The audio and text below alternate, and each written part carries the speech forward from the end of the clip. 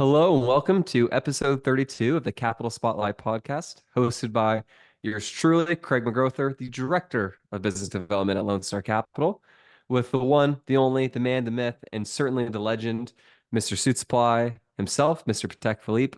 Haven't said that intro in a minute, but here we are. Rob Beardsley, how are you today, sir? I'm good. I'm good. Let's rip this podcast. Absolutely. Well, I know your little time constraints. We want to be very, very solid on our timing to make sure we don't go over so you don't miss any of your precious and important meetings. Quick little update here on the Lone Star Capital front.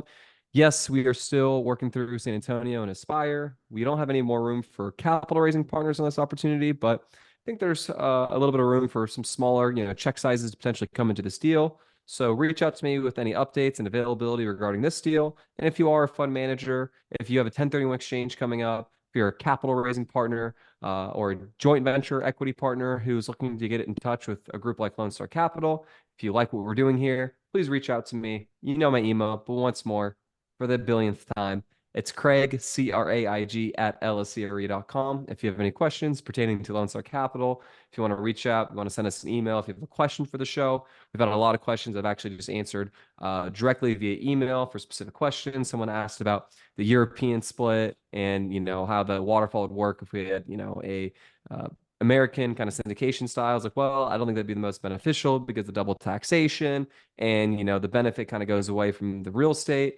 when if your country doesn't recognize bonus depreciation. So kind of went through some of that fun stuff there. But nonetheless, if you have any questions, if you need anything at all for myself, or if you have a question for Rob specifically, I'll gatekeep it. I'll try to get the information to you quickly. So there is that pertaining to the San Antonio Aspire deal and every other deal we have coming up in the pipeline. We do have some very interesting deals coming up. Also, this will be airing on Monday, which is the start of NMHC, which is exciting. Hopefully, we'll have a great episode recapping that. If you are also in the Orange County area or Los Angeles area, we are also hosting a mixer on February 1st, which is a Thursday, the first of the month in Newport. If you are an LP, an accredited investor, a potential capital raiser who listens to the show and would like to meet me and Rob and a couple members of the team, we're also going to be hosting a fireside chat, which should be fun. So if you want to be a part of that and enjoy a happy hour on Lone Star Capital, email me once more. It's Craig at lscre.com. Really looking forward to NMHC. We've got an incredible lineup of meetings set up. Our schedule is basically, I mean, we don't have any more overlapping time left, which is a good thing. So we have done a very good job of being proactive about being strategic and intentional and getting the best equity meetings lined up. So I'm absolutely thrilled for that. As you know, I did not like NMHC last year, but I am going in with a new enthusiastic attitude that's just, very, very positive and optimistic. So I did not think it'd be saying that last year, but here we are today. So NMHC is what you make of it. I remember I was showing you that picture, that old picture, our first NMHC. I can you showed pull it up. up? Can I pull it up? Maybe I'll be able to find Yeah, it. you can. You can. You can. Or I'll When put up on my phone. How about that? Sure, You yeah. go. Let's see. So when I first did my first NMHC, I show up and I see this sea of navy and gray suits, and everyone's rushing to meetings. And I'm thinking, gosh, how are these people all so dialed in? How do they have meetings scheduled? Like, how do they know to meet each other? What's going on? And then I come to find out that people schedule meetings at NMHC a month or two in advance, and that I've just came completely unprepared. Yeah, there you go. Perfect. For That's those who are listening only, apologize for the bad radio. Why don't you tune into YouTube and subscribe and like the channel right now just to be able to get to see this incredible video. Don't mind the glare here. Oh, better there. But there is the young Rob Beardsley before he wrote his two incredible books. Before we had a $500 million of assets under management, he was just before a I could afford nice ties. exactly. And the suit you can't tell here, but it's checked. There's a little pattern to it. The hair looked closer to my hair about 6 months ago. And this video here, uh, we've come a long way since then, huh? That's a long way. That's a long way. Ooh, bonus picture. Yes, bonus picture, me and Kent Here at is NMHC. with Kent, the person that no one speaks with on the team, or sorry, this person that no one speaks with or has spoken with or heard from on the show who listens. Maybe at some point we'll get a celebrity appearance from Kent, the incredible other principal and founder of the firm. But fun little throwback right there. Moving on to the first topic of the day that I want to speak about, and this is actually a fun change that Lone Star just added, is preferred return accrual start and pref misconceptions. So, Rob, why don't you lead the way and educate everyone as to the updates with Lone Star Capital here, the significance of this, and why we switched from the old way to the new way. And if you want to explain what that is, fire away. Yeah, well, it's really exciting. We just made the decision to change the way that we treat our preferred return accrual start date. So, firstly, this can be a little bit of a meaty topic because preferred returns actually really aren't as simple as they might be explained to somebody at first glance.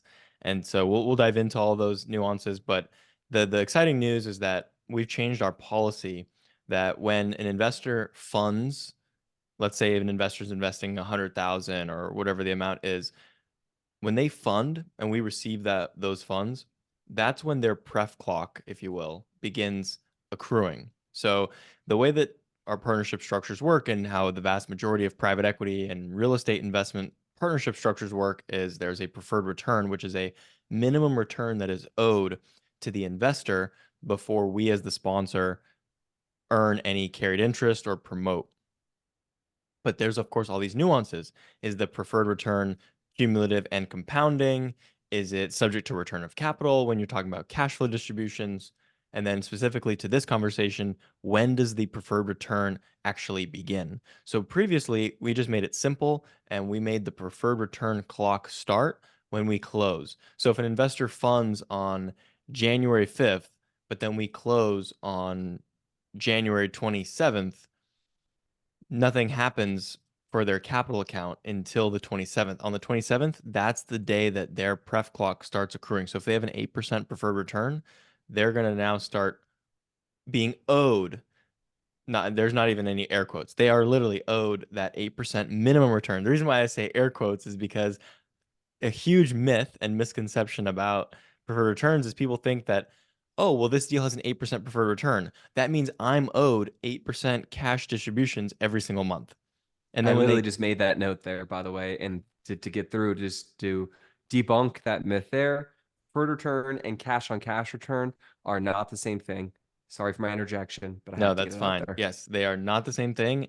And we can say it here, and we've said it before, and we'll say it again until we're blue in the face because it just is a very common misconception. And it's wishful thinking, right? Investors want to, well, but here's the thing also. The reason why this misconception exists is because preferred returns have been around 8% for a long time in this business. And prior to the market really overheating and going crazy, 8% cash on cash was a fairly achievable target. So what sponsors would do is they would make their lives easy on themselves and they would basically just say, "Hey, the preferred return is 8."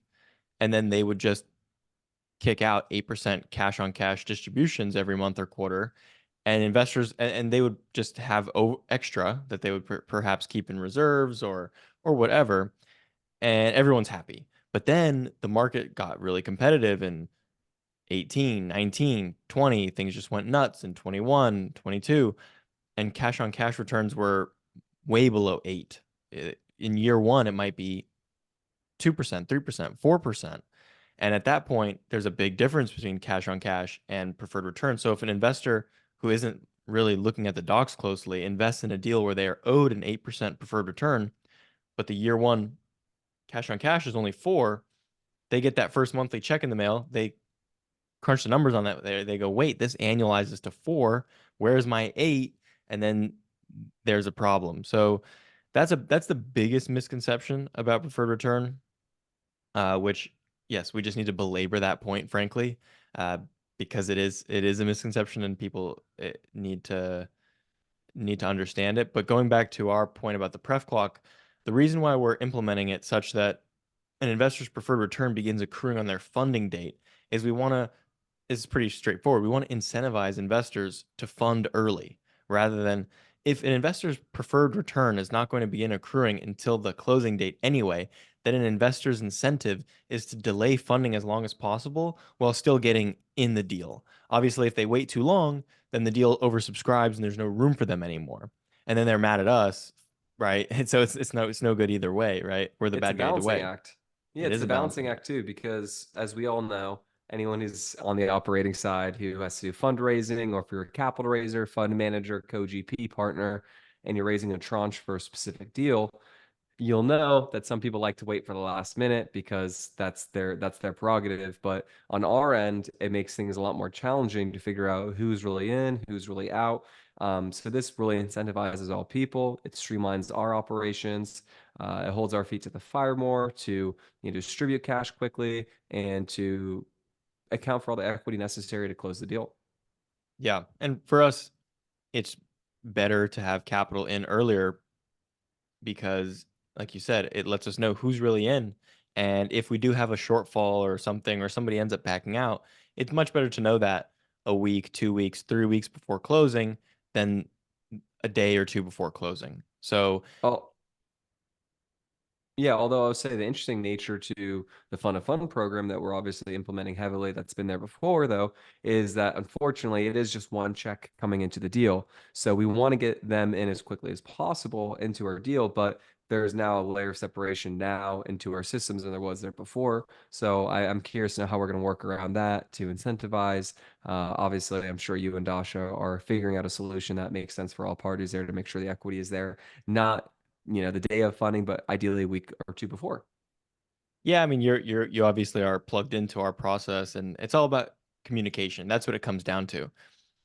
Theoretically, if there's trust and communication, then we can live with a scenario in which an investor doesn't fund until a day before closing with enough trust and communication. But the reality is, when you have a big syndication and you have 100 investors, it's just not smart to bank on trust and communication across the board. But if you have a couple big investors that we've worked with before and they're good for it and they're funding 1 million, 2 million, 5 million, 10, for them, it's much prefer.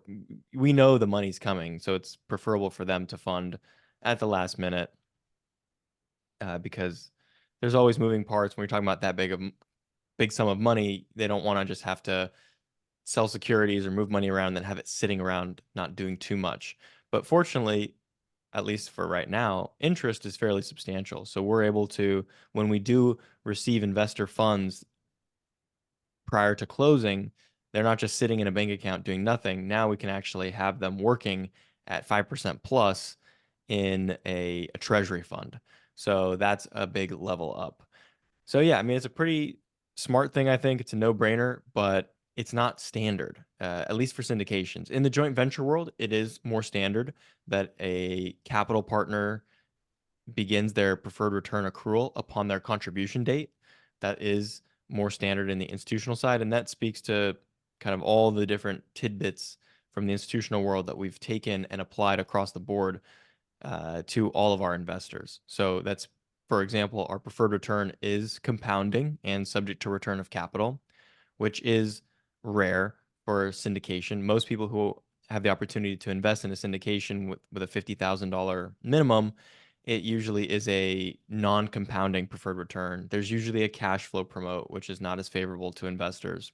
And also the fund and the preferred return clock starts at closing rather than upon funding. So yeah, that's a nice update. And then of course that myth busting and going over that. It's always a scary thing because we don't want to be the bearer of bad news to an investor who thought they were going to be getting 8% and then perhaps the first year distribution is only 5. I make it abundantly clear how our pref works and with these investors, because I look at an investment, I should say, as hey, how would someone who has no knowledge or never invested in real estate want to look at this deal? They hear the preferred return, explain that, and then exact nuance about the delta and what that looks like. If it's a 5% cash on cash return, that 3% is cumulative compounding and will come back at close prior to us getting fees.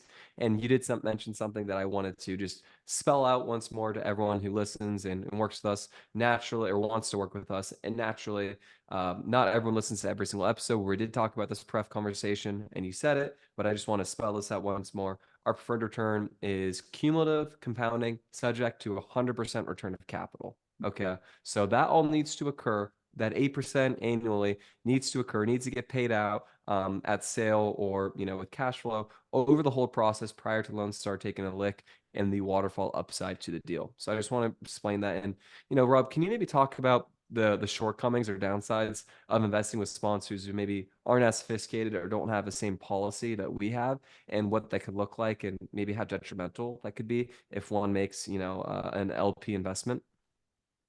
Yeah. Yeah, we could definitely walk through that. And also, even if these differences may not result in huge dollar differences, they are beneficial from a downside protection standpoint. And also, it is reflective of the mindset of the sponsor. And right, like a hidden fee, for example, if it's not a big fee, is not necessarily going to kill a deal. But the fact that it's hidden is the negative part about it, right? That's what you don't like to see. So if you do invest in a deal, which I wouldn't necessarily be personally opposed to this. I don't think this is a deal killer, but if you're investing in a deal which doesn't have a compounding preferred return, basically there's not really any penalty for the sponsor to not pay cash flow today versus tomorrow.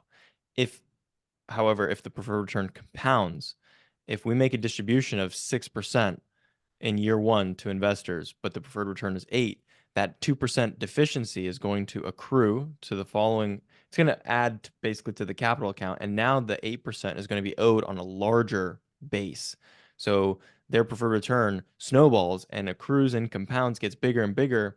So again, the investor is owed more return or more dollars before we as the sponsor participate in any performance compensation. And that's really big because there should be a penalty because there's a time value of money. And that helps with downside protection.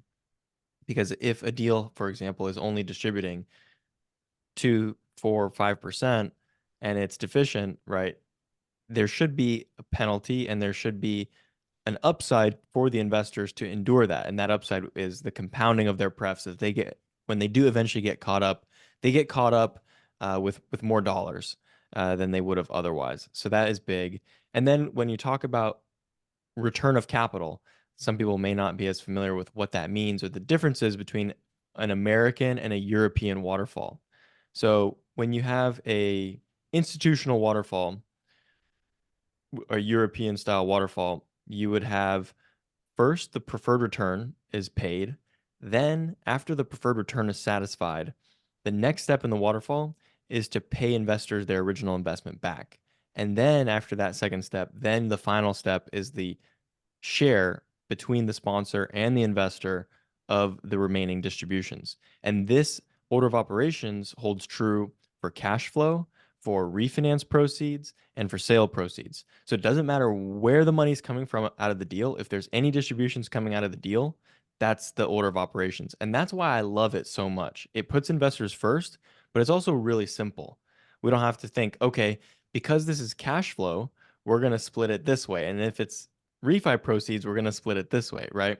And that's what happens with an American style waterfall, or also known as a cash flow promote, where if it's cash flow that we're talking about, so monthly or quarterly distributions, the order of operations will be first the preferred return. So let's say, to make the example simple, let's say there's 10% cash flow being distributed. The first 8 would be to satisfy the 8% preferred return. And then we have 2% that's left over. Well, that 2% is now it's distributable and it's subject to the waterfall. So let's say the waterfall is a 75-25 split. That means 1.5% would go to the investor. So they'd end up with 9.5% cash flow, and the sponsor would get 0.5% of the distribution, and that's their take, right? Because they get 25% of anything above 8. So that's a cash flow promote where the order of operations of the waterfall is different based on if we're talking about cash flow or if we're talking about a capital event. And like I said, I don't like this because number one, it means that the sponsor can actually get paid. Let's say there's a good year of cash flow, there's 10% cash flow. The sponsor can get paid performance compensation, but then the next year, let's say cash flow is bad at 6%.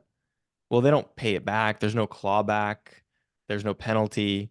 Nothing happens. They earned that promote in the first year, but then in the next year, they just don't earn a promote. So there's no downside to them. And this is also true if not even necessarily the property underperforms, it could just be that you go from interest only debt payments to amortizing debt payments, right? So the interest only debt payment was 10, but then you begin to amortize and now you're only cash flowing 8. So these are just nuances where, yeah, is it a game changer to make 10% cash flow versus 9.5? No, it's not a game changer. It's not going to ruin the deal or make the deal, but it is emblematic of the overall kind of how the sponsor is treating investors and what their mindset is. Awesome breakdown. Really meaty there and important to understand the preferred return. Speaking of preferred return, I also want people to think about this as well when they are making an investment. There's a lot of this capital structure being placed into capital stacks, whether it be a cash and refinance and an infusion of this sort of equity. And then when you invest in deals, be wary if this sort of equity is in there and the structure and what the nuances regarding this is, because it will affect your cash flow potentially, and that is a preferred equity position, pref equity. So a lot of joint venture groups right now, there's a lot of joint venture groups, family offices, and just folks out there who want to take a pref equity position, which is effectively a more of a guaranteed, the first position. It's, it goes basically from a capital stack. You've got the debt, which is the first position. Then you'll have maybe mezzanine, depending upon if you're in there or not, or you have preferred equity in there. So preferred equity is basically you need to get a certain return on cash and a certain amount of the upside, and that sits first before the investors get paid. So really understand the importance of pref equity and how it may or may not affect your returns as an investor. So it basically eats first. Am I explaining that correctly, Rob? Is that You to- interpretation fair for the Rob Beardsley, the author of an incredible book discussing said topics? Did I explain that well? Yes, yes, that's actually a very good point that you're bringing up because that's also a big myth about preferred returns is the misconception or the conflation or the confusion about a preferred return versus preferred equity. So just because a deal has preferred return, which is just a partnership structure mechanism, it doesn't mean that there's subordination of an equity position. So what's subordinate to the preferred return is the sponsors promote, but the sponsors promote doesn't have a capital account. So it's not like somebody's putting money in the deal and their money gets paid after somebody else. But that is the case with preferred equity. So when there's preferred equity, like a family office wants to come in and put a couple $1 million into a deal, but they want to get paid before all the other investors, that would be structured as preferred equity.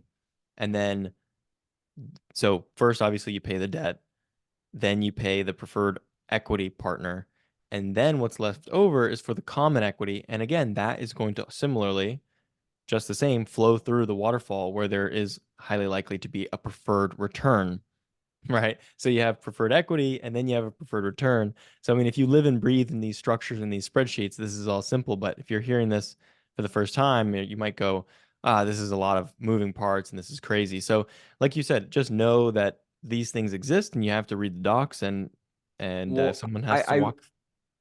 I really want to educate people on this as well. And it's something that I'm, now a lot more seasoned and experienced and can kind of walk through this and see through these things. But when I never made a real estate investment and we were sitting at my house in Oregon and you're walking me through this for the first time, we kind of had really this conversation. This was in about August of, I want to say 2022, where we had the gentleman's trip to my family's place out there, and we were kind of going through that. But preferred equity is just a really important thing to think about, and it can really cut for you and cut against you. When it was really interesting is that so many of these institutional equity sources kind of saw the writing on the wall that, hey, returns are actually looking like for IRRs, realistically speaking, about 13 to 14%. That doesn't really make sense when they handicap the deal with their projections to it.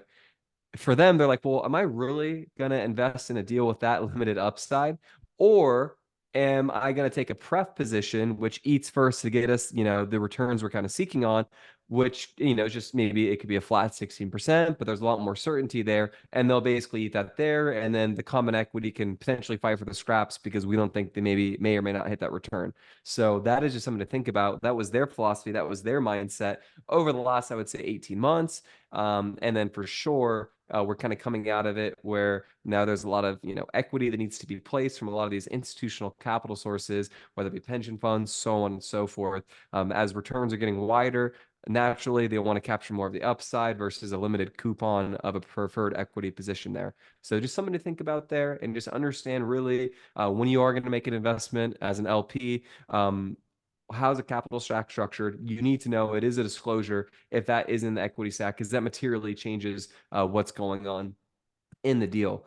So please, please, please, for your own safety, for your own knowledge, understand what's going on. And also, another thing to think about is when you are making an investment, of course, a lot of people ask when they're vetting a sponsor, have you made a capital call? Okay, cool. Well, other than a capital call, have you had any pref infusions into your deal? Because maybe they didn't make a capital call, but they infused pref in the deal, which is likely going to do what? It's going to dilute the investor's equity. Okay, so really important to think about that. These are, such important topics. And the biggest thing I want to talk about is the distinction and the jargon within the commercial real estate language that can cause you to think that you're making a good investment when in all actuality, it may not be the best investment. So we just understand the nuances there. And just for Lone Star Capital to spell this out, a lot of people are surprised to hear this, but we've never taken preferred equity in any single of our deals in our capital stacks. So what that means is that there's debt and then there's common equity and nothing else. So common equity means we are pari passu, shoulder to shoulder.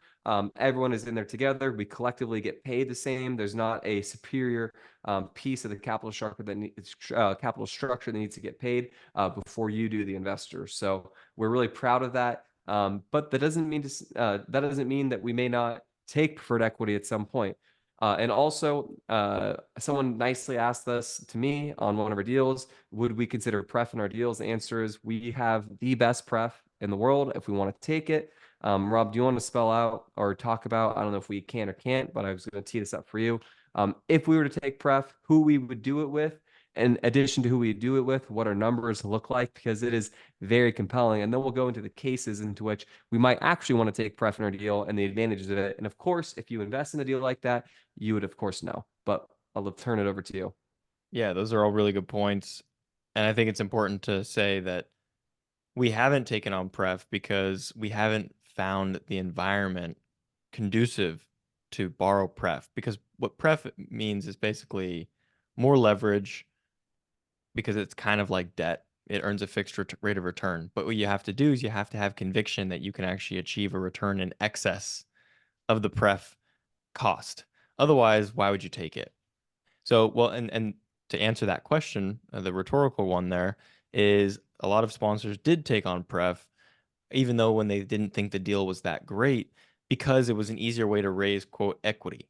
If they could get half of the equity from Pref, yeah, sure, that Pref might have default rights and remedies and a fixed rate of return and negatively affect the other equity in the deal, but at least it got them half their equity done and then they could raise the rest of the equity. So those are the two main reasons why you borrow Pref. You want to raise more equity more easily, right? You get a big chunk from a Pref source. And then the other reason is if you truly think there's a ton of upside in the deal. So why share that upside with a bunch of common equity investors when you can give a fixed return to the Pref, and then you and your investors that are remaining get all the upside. So to your point, 2024, we think is going to be a fantastic year to invest. I think the opportunities are going to be fat and rich. And if that's the case, there may be opportunities to where we could be enticed to borrow Pref while still, most importantly, keeping risk under control. One other thought that comes to mind as far as when it would be good to borrow Pref is if you are assuming an in-place loan that is at very low leverage.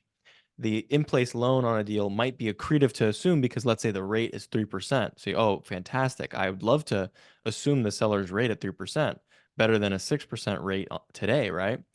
But let's say that loan is only 40, 50% leverage. You might want to take more leverage than 50, and you might want to use Pref to gross up your leverage to 70 or whatever the case may be. So that could be another instance to use Pref. So, and as far as our Pref partner, yeah, I'd rather not share that at this point. I mean, we haven't closed, but yeah, I mean, it pays to have good relationships, good reputation, and obviously good people advocating on your behalf. Specifically Nate Lowy, who's our debt broker. So he's out in the market knows exactly what's going on and knows who the best players are for us to be working with on the debt side, and that includes preferred equity. You want to talk about, or is it hush hush for the moment as to our tentative potential terms? Obviously, things are fluid and can change, but can you share that, or is it a little Lone Star secret? We could share that. I mean, yeah, the I would say the best pref terms out there generally available, which is what we would be interested in, would be like something like a 6 or 7% current pay requirement, which means that's kind of the interest rate that you owe on the pref every single month. So it might be 6 or 7%, and then there's an additional 7% that accrues every year. So if you have pref borrowed for 5 years and you have to pay it back, that 7% accrues every single year. So when you pay off that pref, let's say it's $1 million of pref, you're not just going to pay the $1 million back after 5 years. You're going to owe 1 million plus the seven every single year. So 7 times 5, 35. You're going to have to pay them back 1,350,000. So pref's no joke. I mean, but at the end of the day, if it's, let's say, 6 and 7, that's 13%. A 13% fixed rate of return is not bad when you blend it across the entire capital stack with the debt plus pref. So yeah, there's a time and place. And the reason why this is important, and I bring this up, is because if we get a deal that we're confident that is going to be at least an 18% or 17% IRR with a very high level of predictability and certainty, well, that's a massive overflow and waterfall once you get past that 13 or 14% preferred return. That is 100% because there's depending upon the capital structure there, you get all the upside. There's no waterfall there. So something to think about on that return. And we've gone into the weeds here as we typically do and into tangents with regards to preferred return. And then we also gave you a little preferred equity bonus. A lot of people ask us as well for resources and what we like to do and what we'd like to listen to help educate us. Let me And I want to, yeah, sorry about that. Let me you're good. actually also Closing thought. closing thought. See, this is what happens when I don't ask for a closing thought. I I get know. called out for it. Like, no, just go to the next topic. And It's then you all have such a good. good It's idea. all You good. have to You stop were me. actually So I love it. you're putting together such a nice transition there, but Thank you. I had to jump in here with, like you said, we got into the weeds. This stuff is definitely complicated.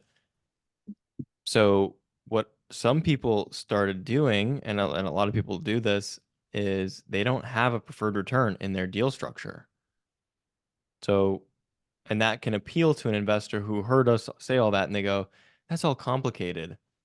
And then comes in a knight in shining armor and goes, "Oh, well, just invest in my deal. It doesn't have any of that garbage. It's just a straight split." And the investor goes, "Oh, I can wrap my head around that. That's great." And so these straight split deals, they won't have a pref. And so every dollar that is distributed out of the deal is just straight up split 80-20. And so 20% goes right off the top to the sponsor. So the sponsor's performance comp is not subordinate to any sort of minimum return metric. So this is horrible. And I advise everyone to run in the opposite direction of any deal that doesn't have a preferred return because it's so disadvantageous and not market. Why would you do that when there's hundreds of other people you can invest with that offer a much more favorable structure? And if you're modeling out the difference, it might not be a big difference in a base case model scenario as far as what you as the investor are going to get in returns, but model the downside scenario. And that's where it comes into play because in the rosy scenario, everything's fine. But let's say a deal really doesn't go the way you hoped. And instead of it being a 15% return, let's say it's only an 8. Well, guess what? If it's an 8% return and the sponsor gets 20%, straight up, well, they're going to take 20% of the 8 available, and you're going to be left with whatever the math works out there, 7, 6, whatever.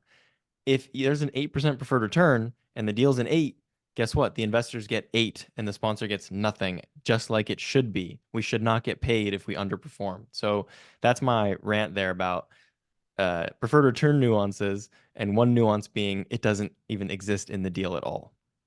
So we have a very good friend, one of our best friends. I keep actually alluding to him, and I think he'll actually be on the show potentially for our Sedona edition. We'll have a round robin Correct. episode, so we're going to tease that. We'll be in Sedona. Not that we're wanting to meet up with any of you who listen to the show. That's an us time, mastermind and collaboration. But he's in the weeds now and looking for other operators to diversify in asset classes, and he's kind of taking a situation where he might be kind of a quasi family office investing, the family's money and whatnot, and obviously his own. And he's got the finance background and whatnot. And we joke and we kind of trade notes because naturally he knows, of course, we're in the business, so we know what market looks like. And just a big PSA for anyone, just this is for legitimately, this is a public safety announcement. All right. A PSA here.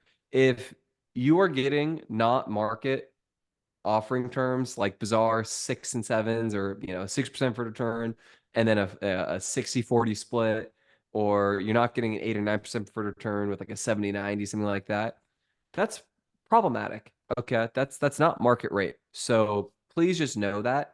And please know that if you're working with a good sponsor, they need to be competitive because they're obviously trying to compete with other legitimate people, not, unsophisticated investors. So please just know that good groups are kind of like us. We have an 8% preferred return just for our Class A shares. It's an 8% preferred return, a 70-30 split to 15% and 50-50 for 50K to $499,000. And then for 500K and above, it's a 9% preferred return, a 70-30 split with no additional hurdle, cumulative and compounding, as we just alluded to. Please just note that if it's not something in that ballpark, you may be working with someone who is unsophisticated or someone I just wouldn't want to work with personally if they don't have a normal structure like that in there. That's kind of a red flag. Yeah, it is a red flag because it's them telling you that they specifically want to work with investors, sorry. Who are stupid or that Yes. that don't know left from right, which basically I they're was gonna say insulting something a yeah, little more diplomatic, but that's correct. It's they think you're basically like stupid we're hoping that you don't know any better, so you're and gonna you're not invest with shopping. us, and we're gonna charge you a 40% promote over a 6% pref, and don't worry about it. And No. that's a red flag because it speaks to everything else in their operation, right? Like the reason why Grant Cardone gets a lot of hate I is was just because about to say, yeah, someone who has a certain X associated with them has some, to my understanding, some pretty heinous fee associations. right. So like let's use Grant Cardone as an example. The reason why he has a poor reputation is because he specifically targets Allegedly. unsophisticated investors, Allegedly. allegedly, Come on. unsophisticated investors, right? He's targeting people that write small checks. That's why his minimum is like $1,000, right? Because Ugh. people who don't are not investment professionals or are not accredited investors, they are the ones that are going to fall prey to investing in worse than market terms. And this is, like I said, it's a red flag because it speaks to the overall who the sponsor is. Like we specifically shoot ourselves in the foot by wanting to work with the smartest investors. Because if we work with the smartest investors, guess what? They know what's up and what's down, and they're going to call us out and they're going to make us better, and they're not going to let us get away with charging a 4% acquisition fee. And so it shoots ourselves in the foot, but it's what we want to do. It's what we like, and we want to work with smart people, and we want to be better, and we want to treat people fairly and have long-term relationships. Because guess what? It's a really uncomfortable concept is let's say that quote unquote unsophisticated investor or stupid investor, let's say they educate themselves and one day become a smart investor. They're going to be on some investment forum, which I lurk myself, and where they talk about other sponsors and stuff, and they're going to say, yeah, well, I invested in so and so before I knew anything. And now that I know something, I really regret investing in that partnership and that deal. And I don't think, now they're saying bad things to other smart people and it's no good. So it's just not worth it in the long run.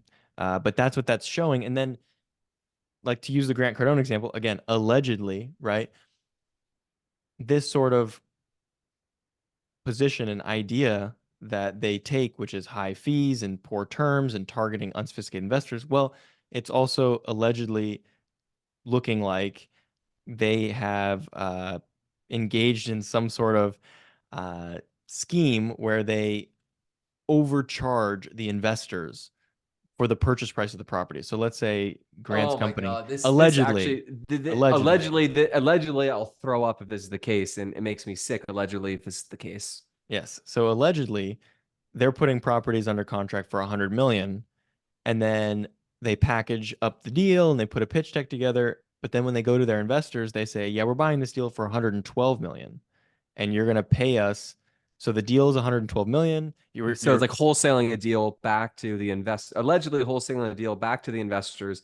And then on top of the wholesale to the investors, then they charge an acquisition fee that's probably higher than market, probably a higher property management fee, construction fee, allegedly all associated there. So if that's the case, that's just makes our life easier because we don't have that, but also kind of stains the business too, to a certain extent. So I don't, it just is what it is. I mean, I don't think any super uber sophisticated people are investing with Grant Cardone. I don't think anyone who is at the IMN Laguna Beach event who is in control of $1 billion discretionary funds from pensions and such are putting their money there. I could be wrong, but it's pretty alarming if that's true. I hope it's not true. I like the book Sell or Be Sold by Grant Cardone. I genuinely like his messaging as well. I think it's more positive than not. I think it does bring some good to the world. So I'm not a Grant Cardone hater by any means. I really hope this is not true, but these are some of the information and sources we've seen on the internet, which could be true, could be false.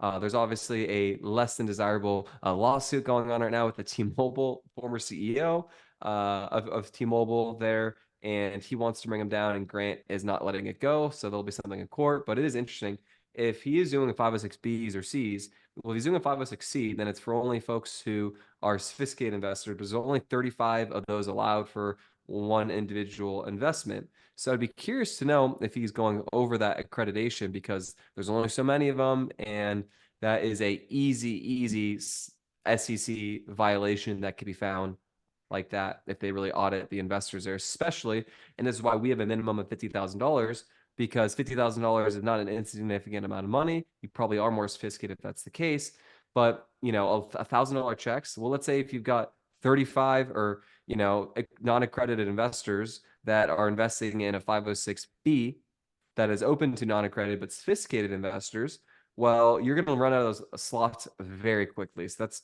just hard to think about why you'd even let $1,000 check into a single deal to start with, period. Well, if I'm not mistaken, I think that their funds are Reg A funds, which Mm. are not Reg D offerings. So 506B and 506C exemptions fall under the Reg D offering. I believe they have a Reg A offering, which allows for it's way harder to get. It takes a lot more work to get through the SEC, but I think it allows you to have 1,000 investors and you can go to the public and be unaccredited and all this good Does stuff. it So kind of make it like a REIT then almost? it's like yeah, exactly. It's like a very generic investment product for the public. And yeah, you have to structure it as a fund like that for him because doing deal by deal raises with $1,000 minimums would be, I mean, $1,000 in general is just crazy.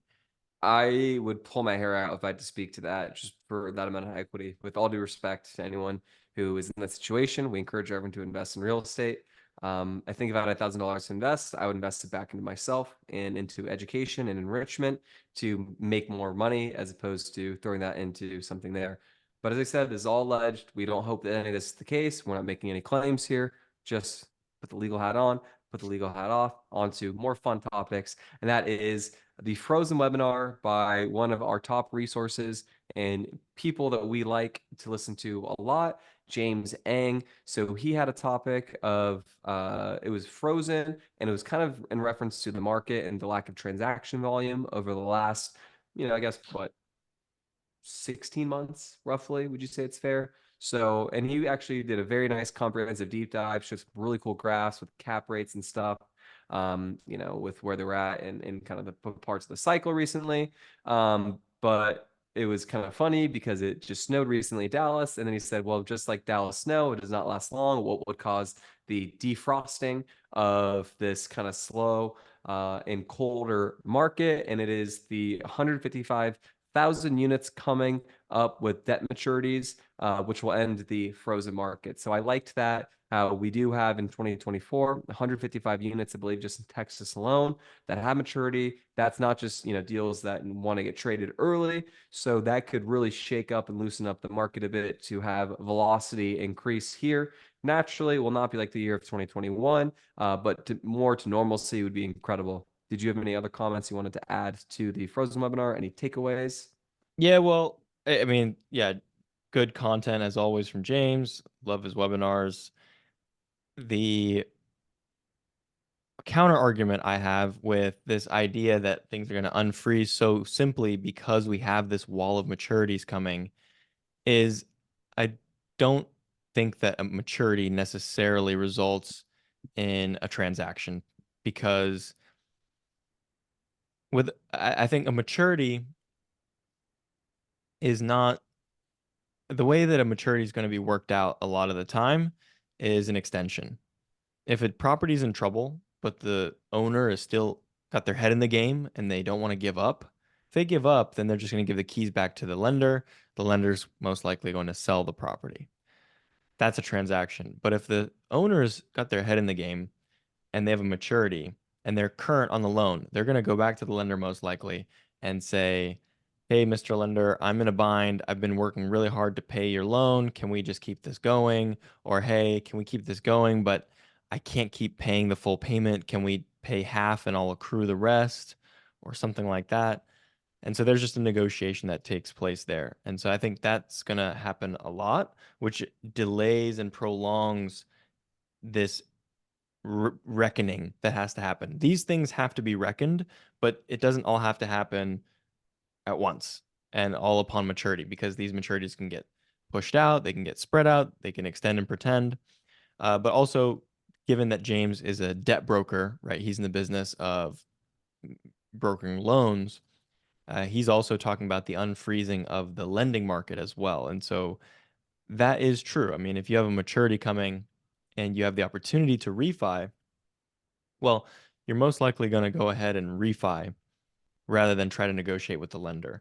Because if you're on a bridge loan, for example, your interest rate today might be 9%, and you could refi into fixed rate debt at about 6%. And that represents a very large savings. But the big question is, can you do it? Because as you know, if you're on a bridge loan that's high leverage, you can't go to Fannie and Freddie and get the same loan amount at that lower interest rate. They'll give you a loan, but it'll be at, let's say, if the existing loan is 50 million, they might be willing to give you a loan at 40 million. And that's where you have a gap. Now you have a $10 million gap that has to be solved either through not going forward with the transaction, making a capital call, or getting preferred equity. Pref infusion. This is where I did make a capital call, but I infused pref and effectively had the same result nonetheless. It may be actually a more negative impact than you would think by making and meeting a capital call. Another interesting thing that James spoke about in the webinar, which is not necessarily surprising, he's been in the business since 2015, but he said this is the first time I've seen loans go down in his career. So basically meaning the properties are evaporating in value. So thought that was interesting. Did you have any other comments regarding it? I just obviously love how he puts it together. And we'll probably put the link there, but any final thoughts on that subject? No. Yeah, I mean, I'm excited for all of these things that we've been talking about to play out and hopefully come true. I am getting maybe impatient or changing my thoughts on how, like we talked about, how soon and how long the opportunity is in the market. So yeah, we'll just have to see, and looking forward to James's next piece of content so we can see where we're at. Content makes content because he helps us with our content. And speaking of which, I was in the process of emailing him to invite him to Fun Friday.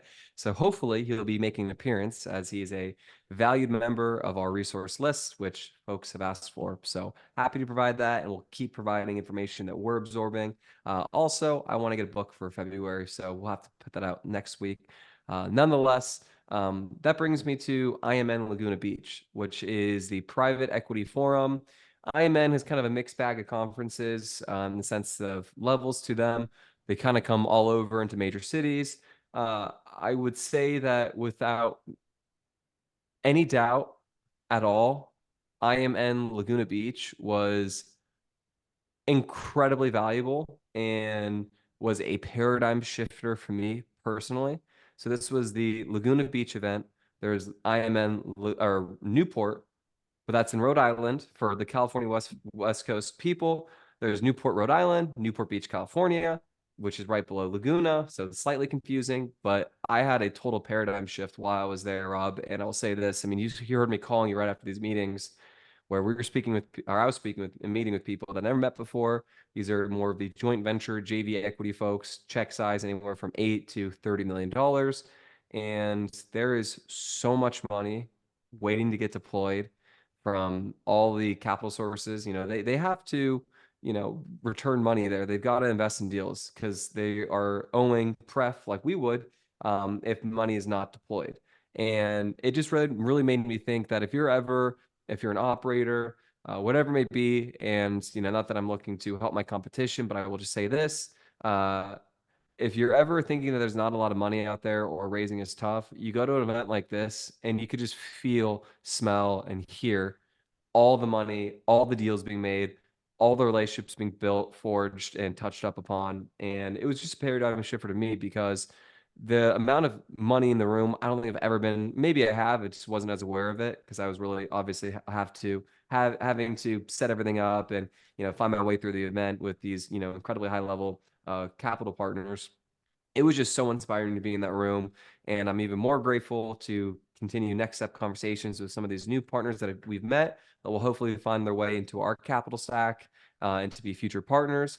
And then to also do NMHC next week. But it was just very inspiring. It was eye opening for me. And it made me really think about RN having, wanting to level up in regards to doing more programmatic joint venture relationships. Programmatic meaning recurring deals where a group gets comfortable with us, they've gone through the due diligence process, and it's an easy yes or no for them to give us equity. It's not a hey, well, we got to go through the relationship making. It's hey, the relationship's formed, we've done a deal here, and then we do there Q1 to Q2, Q3, Q4 kind of thing. Just a recurring flow of opportunities there, and it was just very inspiring to be around that. And then what was really cool was following that we got a couple of calls from JV partners we're working on wanting to invest in our deals, but us having to tell them kindly that we don't have any space in them.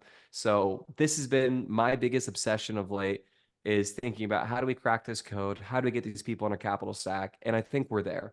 And it's going to be now down to Brad and you to find the great opportunities, for me to take copious, diligent notes to pair up the deal with the capital person, and for us to find what these people want to do and to be top flight partners to make them feel comfortable with investing with us. So everything we're doing is kind of led up to this point with putting the infrastructure and systems in place to attract said people. But we're just right there. I'm so inspired. I'm so excited. I truly wake up every single day with such a purpose, such a mission to get this. It's like my enthusiasm for the business has really just tripled seemingly. Not that it was ever low, but like recently, like I'm so fixated and obsessed on this mission and this quest to get it. It's just palpable. It's just awesome. So turn it back over to you to see if you have any extra feedback. Yeah, we're at the right place at the right time. We've built ourselves up to have the track record, the infrastructure, the reputation, the ability to build these relationships credibly. And like you said, we're right there. The time is right. And also, aside from us, it's now the right time in the market because while Yes. we were building these relationships in years past and we've had some success with attracting these sorts of investors, a lot of these investors were just simply on the sideline, or like you said earlier, they pivoted to putting out preferred equity because they didn't have conviction in taking last dollar risk and wanting to go for the upside home run. Instead, they were happy hitting singles and doubles and making a fixed rate of return as preferred equity. So the opportunity in the market was just very tight. And now we're at a point where a lot of these JV groups are waiting and ready to get back in. And unfortunately, no matter how smart you are or what type of capital you are, we're all human and we have emotions. And so the emotionality of markets causes us to invest when it's too late. Now, I'm not saying we're going to miss, I'm not saying we're going to miss the opportunity. I'm saying that people generally jump back in too late. And now is the time. Right now is the time. The deals are the most attractive because we're seeing it on the ground. There's very little competition. Brokers are calling us and saying, please take a look at this deal. We have nobody else at the table. And that's when you're going to be able to get the best price.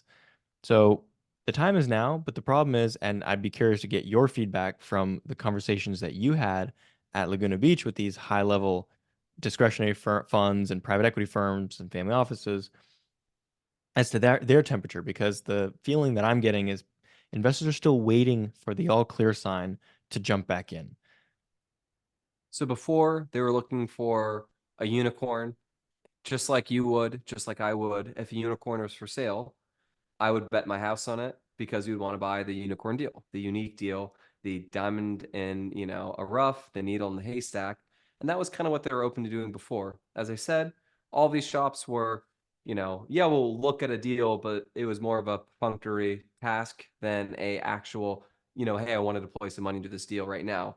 And the interesting thought to this was in 2021, someone from a big, big firm who has two funds. They've got $1 billion they need to deploy in the next 2 years. They're like, listen, it was miserable in 2021. The market was too hot, and sponsors were too cocky about taking equity and kind of wrote us off. And you were unreasonable on the terms. Like, we're reasonable people here, like we think. And they were just very distasted by the market like that. So I thought that was a very interesting premise there. But I would definitely say that there's, of course, a lot of people that are in the prep position that still want to be there, but will look for deals with, 20% deal level IRR, which frankly, the two deals that we're looking at right now that are in our control are north of that, which is exciting. So we're right on the money there. Um, but I definitely think that there is money out there to be had, and there are equity equity is burning a hole in some people's pockets because they need to have a return on that. So we just got a call from two people that went out of their way to reach out to give us money or try to on deals. Unfortunately, we didn't have a tranche big enough for them. So it's just really exciting that that's there. But I think we're right there, and the green light's about to hit go. And I think second half of this year, money's about to be flying. And what gets me so excited is the fact that we don't have to look in the rear view. We get to look forward. We get to play offense. We get to be aggressive because we don't have to answer the questions or deal with, portfolio, as you call it, legacy issues. So we're just so primed and ready to go to really crush. And I think a big reason as to why we didn't get JV equity before is two things. Is we didn't have enough track record of full cycle stories. We hadn't been through a recession. Property management team was really young. Now it's, year 3 of property management. And I think personally, and don't take this the wrong way, we're gonna laugh at this. I also think they looked at you and probably thought you looked a little too young. Now you not say you look old now, but you've been in the business now for 5-6 years. That's not nothing. And not say I look like an old man here, but I am getting some grays. The business is aging me. If you see them over here as well, I'm starting to find them. But nevertheless, I think we're just a little bit older, a lot more wiser, and we're better positioned than ever to be in receipt of what they're seeking and to check their boxes to make them feel comfortable. And I also feel now more than ever fully confident and comfortable going up to the biggest equity groups in the world. If it's Starwood, if it's DRA, Brasa, you name it, PPR, whatever it is, we have relationships with these people, of course, but going to any firm, feeling like not entitled for it, but we are qualified. We are what they're looking for, and we are a mutually beneficial fit, not like they're doing us a favor. And knowing that and feeling that and presenting that and packaging that together does make a difference. So I'm just thrilled. My excitement level, as you said, has never been higher. And I'm on a mission right now, and it's just incredible.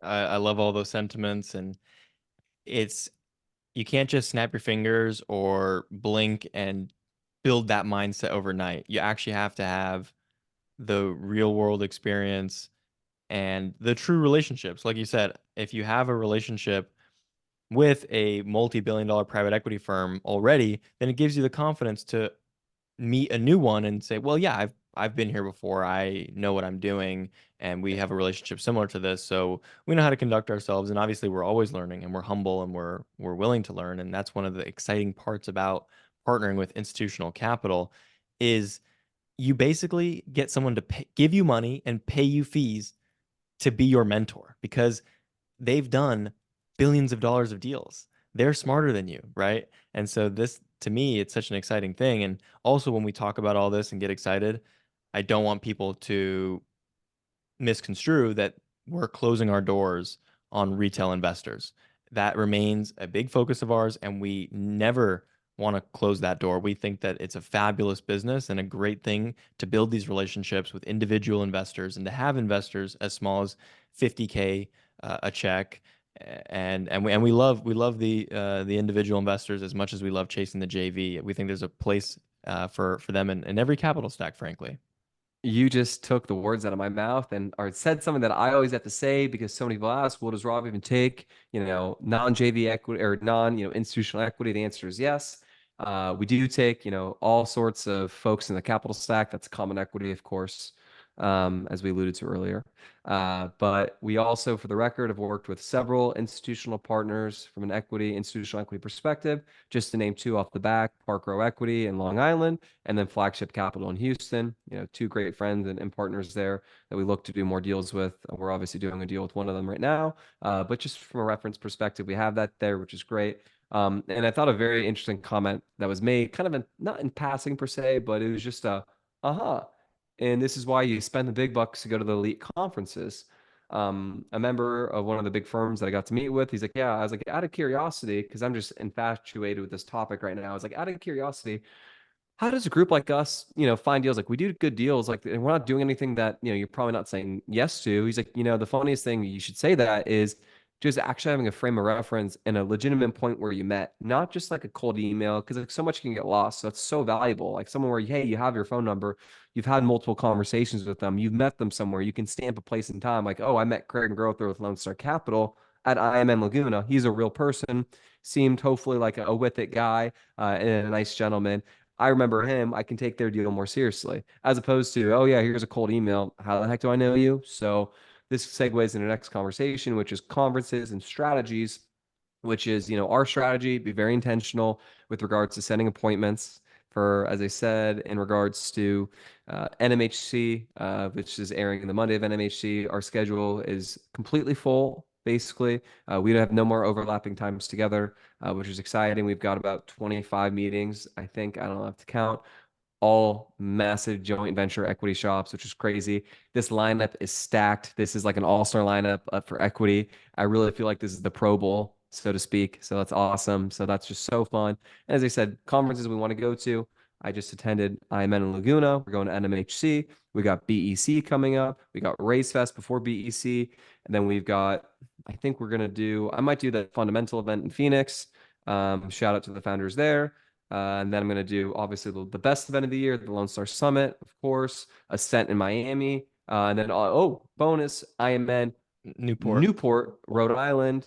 And if you can think of anything else that would be of use for me to attend, I'm all ears. But I'm just excited and I'm really have a newfound purpose and a reason to even wake up extra earlier to start the day because it's just so much fun seeing the emails trickle in and whatnot. So it's just that level right now of excitement and anticipation for what's to come here in the new year.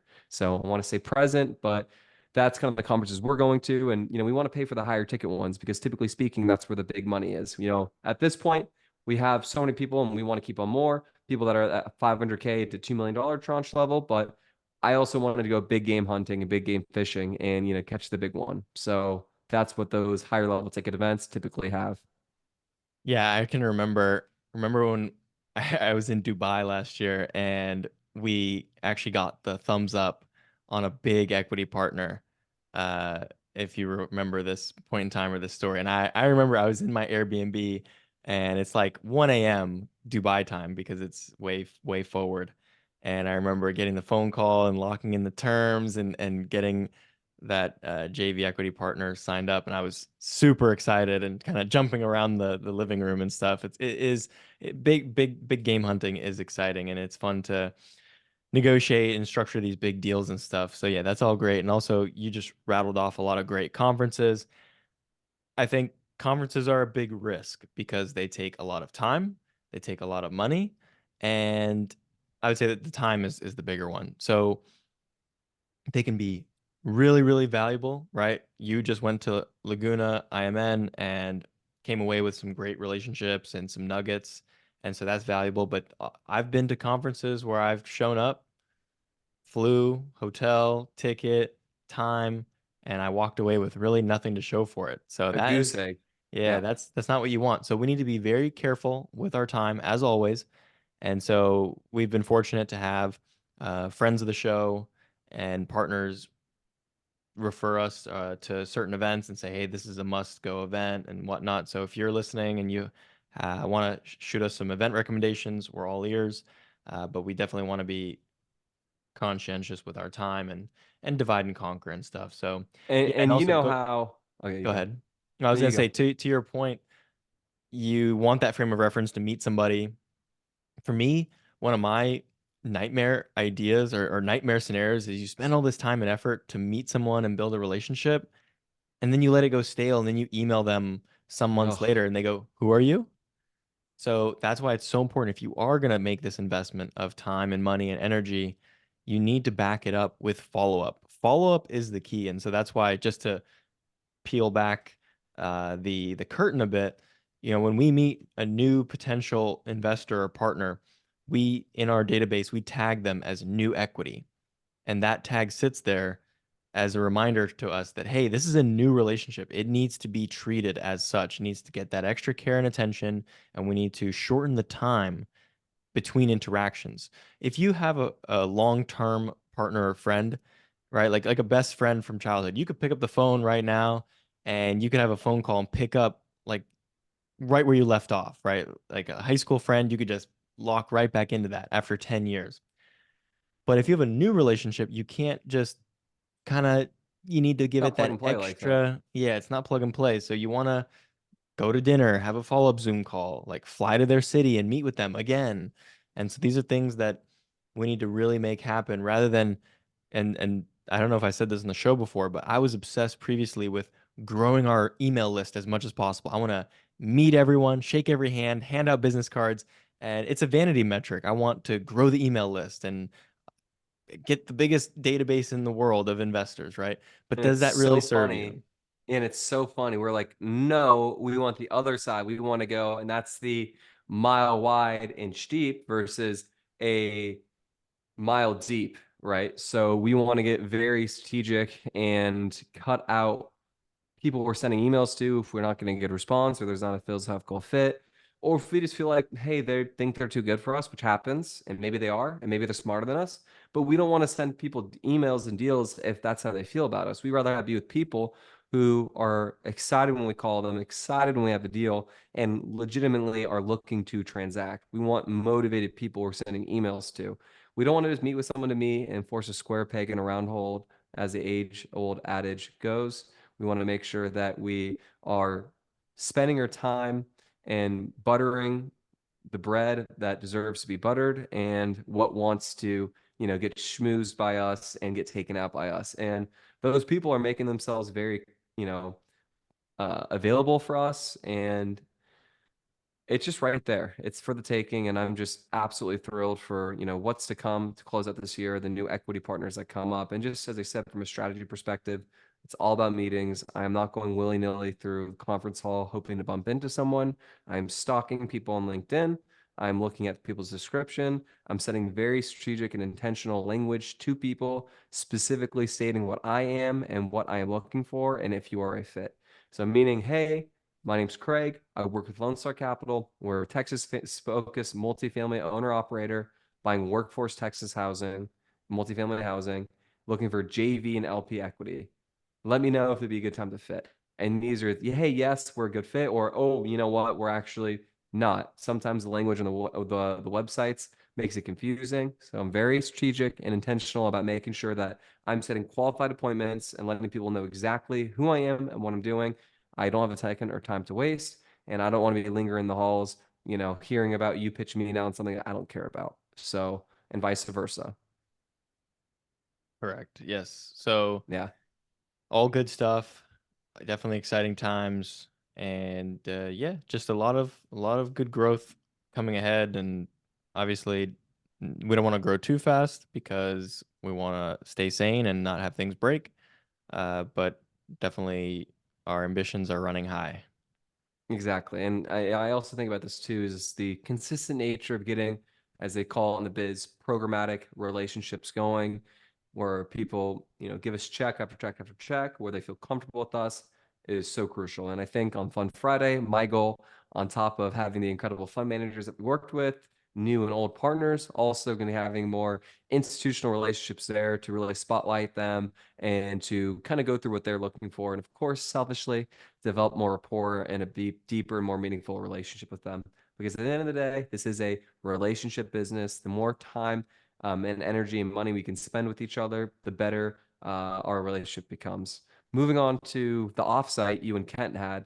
I think we got about 15 minutes left. I don't want to run you right to the end, but if you want to just talk about the offsite, maybe some things that you went over and the importance of running an offsite when we get to a firm of our scale and what is typically needing to be accomplished. Yeah. So our offsites are quarterly, and what that means is Kent and myself, as the founders of Lone Star, we go off site. We get out of the office every single quarter, and we prepare for these day long, night long meetings in advance. So basically, in anticipation of an offsite meeting, we'll just start collecting our notes and discussion points. Which, if there's something pressing, obviously we can just walk down the hall and have a meeting ad hoc. But if it can wait, then we can just put it on the offsite agenda. So then when we show up to offsite, it's like, all right, you've got your agenda, I've got my agenda, we've got our agenda, let's talk. And we just spend a lot of time just hashing things out, brainstorming, talking through strategy. And the important thing, as people can understand and resonate with, it's working on the business, not in the business. So we do our best to avoid working on our emails and the day-to-day flow of work responsibilities. And we just instead try to focus on the bigger picture. What are our goals? How do we achieve them? What are the big projects that we need to achieve for the quarter? It's also nice to look back and say, okay, what were the wins from last quarter? What went well? What didn't go well? What new policies do we want to implement? Who do we need to hire? And how can we best achieve our goals? And to me, that's really, really exciting. It feels when I'm doing stuff like that, it feels like I'm cheating. It feels like I'm not working because I enjoy it so much. It's work, obviously, but it feels like, wow, is this actually work? Like I make money by doing this because it's so fun to strategize and think in this way. That's how I feel about conferences. And I get really anxious, by the way, I didn't say this, but conferences, I get very anxious if I'm not being 100% productive because it's a big time spent away. If I'm gone, that means there's emails not being answered to, and means I'm not giving a first class service. So it does eat away at my mental internal clock. If you don't have urgency, or if you're not hiring someone with urgency, you made a bad hire. I have such a high level of scarcity and urgency just with how I'm kind of wired. Maybe it's my dad who would yell at me if I wasn't 5 minutes early, but urgency, urgency, urgency. So, but that's awesome that you guys collaborate about what you want. You go through your agenda, Kent goes through his agenda. My question to you is who goes over the hidden agenda? The hidden agenda. Yeah, well, That would be my role probably if I was there, and nothing would get done if I was there, probably, considering how disruptive I well, can I be from time to really time. appreciate that. I think I only received one phone call from you yesterday. So that was actually very nice.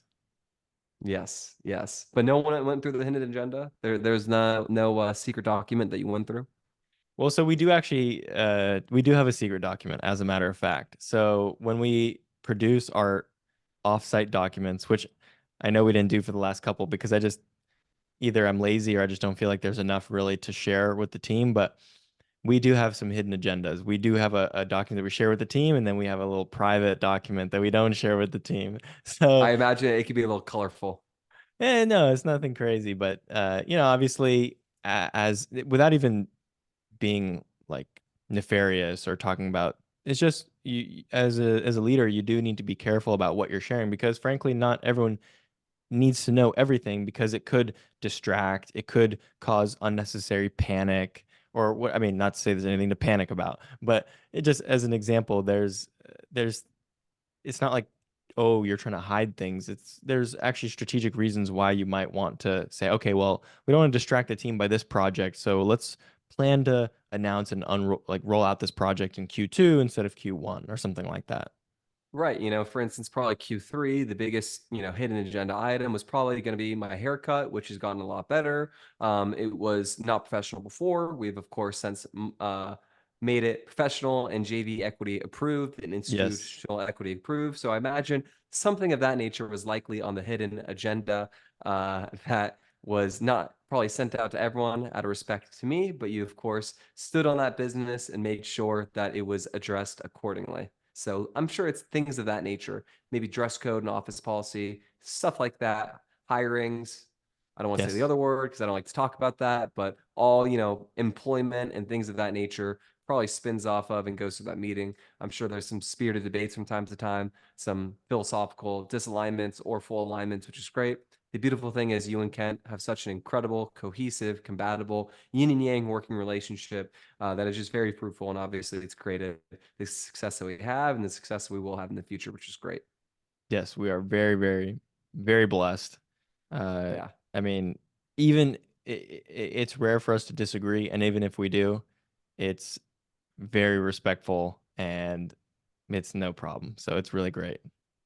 Well, you're blessed. Kent's blessed. I'm blessed. And you could be blessed too if you invest in our newest offering there, Inspire in San Antonio. If you're a capital raiser looking to raise equity for any of our deals and partner with us, learn more about the fund of fund program or 1031 exchanging into our deals, my email, craig@lsarea.com. If you have any questions for me, let me know. You have my email.